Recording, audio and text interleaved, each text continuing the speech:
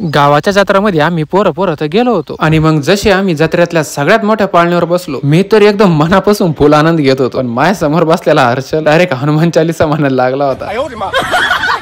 तर रामकृष्ण हरी मंडळी, मी या खेळाला पाहतो तेव्हा मी सगळ्यांना फक्त एकच म्हणत राहतो, हे किती जरी जबर असेल तरी याच्यावर अजिबात मी एकदा व्हिडिओ पाहिली होती, डायरेक्ट बास्कन खाली होतं.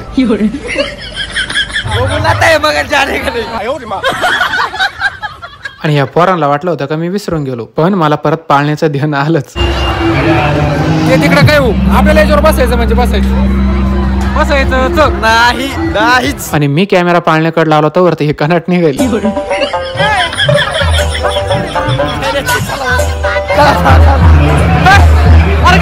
आले का लग्नाचे व्हिडिओ खूप छान होते. धन्यवाद. रामकृष्ण.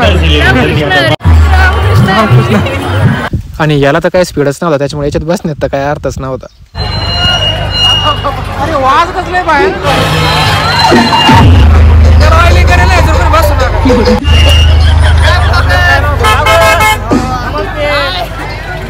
रामकृष्ण. मी एकटं झाले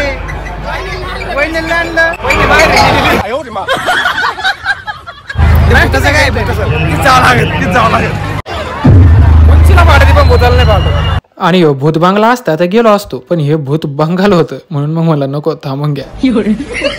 मग या तरुणांच्या गर्दीमध्ये असणाऱ्या आजीबाईकडून थोडे शेंगदाणे घेतले आणि निघालो पुढे. खेळ तर तसा साहसी होता. या येरी सारख्या असणाऱ्या आकारामध्ये सर्कस मधल्या आणि मोटरसायकल गारगारा बेंगीत होती, पण यांची सगळी मार्केटिंग फक्त एकाच वाक्यावर चालू होती, आणि ती म्हणजे लडकी चलाएगी बुलेट.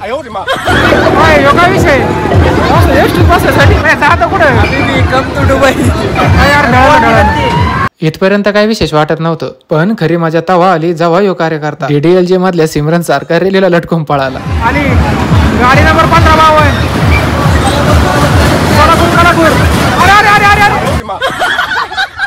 आणि आता कलियुगाचा प्रभाव बघा. आधी माणूस गाढवाकडून काम करून घ्यायचा आणि पैसे कमवायचा, आता इथं गाढव माणसाकडून काम करून घेत होता आणि पैसे कमी होत होते. आणि हा खेळ यांनी मुद्दाम उघडा ठेवलेला एका छोट्या खिडकीतून आम्ही पाहतो, पण ती खिडकी फक्त ट्रेलर दाखवायसाठी होती. पूर्ण पिक्चर पाहायचा ते लगेच पडदा झाकून घ्यायची. मग मी त्या पोराला फक्त एवढंच म्हणलो, चांगलं लवंगी दिसू राहिलं, चांगलं लवंगी दिसू राहिलं. आता राहिलेलं पाहू पुढच्या ब्लॉग मध्ये. आणि जर आताच पाहायचं असेल तर माझ्या शुभम पवार या ट्यूब चॅनल वरती याचा मोठा ब्लॉग आलेला आहे. तोपर्यंत रामकृष्ण हरी.